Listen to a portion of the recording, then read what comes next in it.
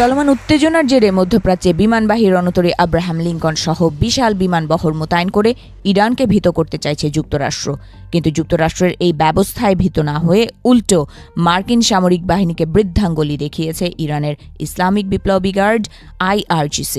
পারস্য উপসাগরে মার্কিন বিমান বাহিনী রণতরী আব্রাহাম লিঙ্কন মোতায়েনের জবাবে নিজেদের নৌবাহিনীকে আক্রমণাত্মক অবস্থানে মোতায়েন করেছে ইরানের দুর্ধর্ষ এই বাহিনী।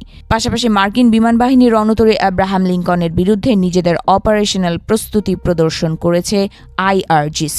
এ সময় ইরানের উপকূলীয় এলাকায় ব্যালিস্টিক ক্ষেপণাস্ত্রগুলোকে উৎক্ষেপণের জন্য প্রস্তুত অবস্থায় রাখা হয়। পশ্চিমা গণমাধ্যমগুলো বলছে, মার্কিন বিমান বাহিনীর রণতরীটি মধ্যপ্রাচ্যে প্রবেশের পর থেকেই পারস্য উপসাগরে নিরাপত্তা ঝুঁকি চরম পর্যায়ে পৌঁছেছে। ইরানের সাম্প্রতিক অভ্যন্তরীণ অস্থিরতা এবং বিক্ষোভকারীদের উপর সহিংসতার অভিযোগে ওয়াশিংটন তেহরানকে সামরিক ব্যবস্থার হুমকি দেওয়ার পর থেকেই এই অস্থিরতা শুরু হয়। এর আগে মার্কিন প্রেসিডেন্ট ডোনাল্ড ট্রাম্প বলেছিলেন, যদি বিক্ষোভকারীদের হত্যা করা হয় তাহলে যুক্তরাষ্ট্র তাদের উদ্ধার করতে পদক্ষেপ নিতে প্রস্তুত। এই মন্তব্যের জবাবে আনুষ্ঠানিক প্রতিবাদ জানায় ইরান। যুক্তরাষ্ট্র কোনো পদক্ষেপ নেওয়ার আগেই ইরান পাল্টা পদক্ষেপ নেবে বলে হুঁশিয়ারি দেওয়া হয়।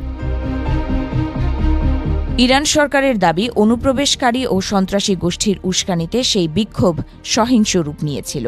ইরানের foundation of martyrs and veterans affairs বলছে, সম্প্রতি সশস্ত্র সংঘর্ষে নিরাপত্তা বাহিনী ও সাধারণ নাগরিক সহ 2427 জন ইরানি প্রাণ হারিয়েছেন, যার জন্য যুক্তরাষ্ট্রকে সরাসরি দায়ী করা হয়। এদিকে যুক্তরাষ্ট্রের পক্ষ থেকে হামলার আশঙ্কা বাড়ায় তেহরানের এঙ্গেল অ্যাপ চত্বরে একটি বিশাল মুরাল উন্মোচন করা হয়েছে। সেখানে লেখা, যদি তুমি বাতাস সৃষ্টি করো তবে ঘূর্ণিঝড়ের মুখোমুখি হবে। এই বার্তাকে যুক্তরাষ্ট্রের প্রতি ইরানের সরাসরি হুঁশিয়ারি হিসেবে দেখা হচ্ছে। সামরিক বিশ্লেষকদের মতে, যুক্তরাষ্ট্র হামলা শুরু করলে পারস্য উপসাগর ও আশপাশের দেশগুলোতে থাকা মার্কিন ঘাঁটিগুলোতে পাল্টা হামলা চালাবে ইরান। এর মধ্যে সবচেয়ে বেশি ঝুঁকিতে রয়েছে কাতারের আল উদেইদ বিমান ঘাঁটি এবং বাহরাইনের শেখ ইসা রিফুয়েলিং ঘাঁটি। এসব ঘাঁটি ইরানের ব্যালিস্টিক ক্ষেপণাস্ত্রের পাল্লার মধ্যেই পড়ে। এছাড়া মার্কিন বিমানবাহী রণতরীগুলো বিশাল শক্তির প্রতীক হলেও ইরানের মিসাইল ও ড্রোন প্রযুক্তির সামনে সেগুলো এখন অনেকটাই ঝুঁকিপূর্ণ। গত কয়েক বছরে ইরানের নৌবাহিনী অসম যুদ্ধ কৌশল অনুসরণ করে পারস্য উপসাগর ও হরমুজ প্রণালীতে নানা সক্ষমতা গড়ে তুলেছে। এর মধ্যে রয়েছে ব্যালিস্টিক ও উপকূলীয় ক্ষেপণাস্ত্র, দ্রুতগামী আক্রমণকারী নৌযান, দূর নিয়ন্ত্রিত নৌকা, নজরদারি ও ড্রোন যুদ্ধ এবং টহল নৌযান, যেগুলো যে কোনো শত্রু নৌবাহিনীর জন্য বড় চ্যালেঞ্জ হতে পারে। এছাড়া ড্রোন সক্ষমতার দিক থেকে দ্রুত উন্নতি করে চলেছে ইরান। গত বছরের এপ্রিল মাসে মোহাজের 6 ড্রোন দিয়ে মার্কিন বিমানবাহী রণতরীর ওপর নজরদারির ছবি প্রকাশ পায়।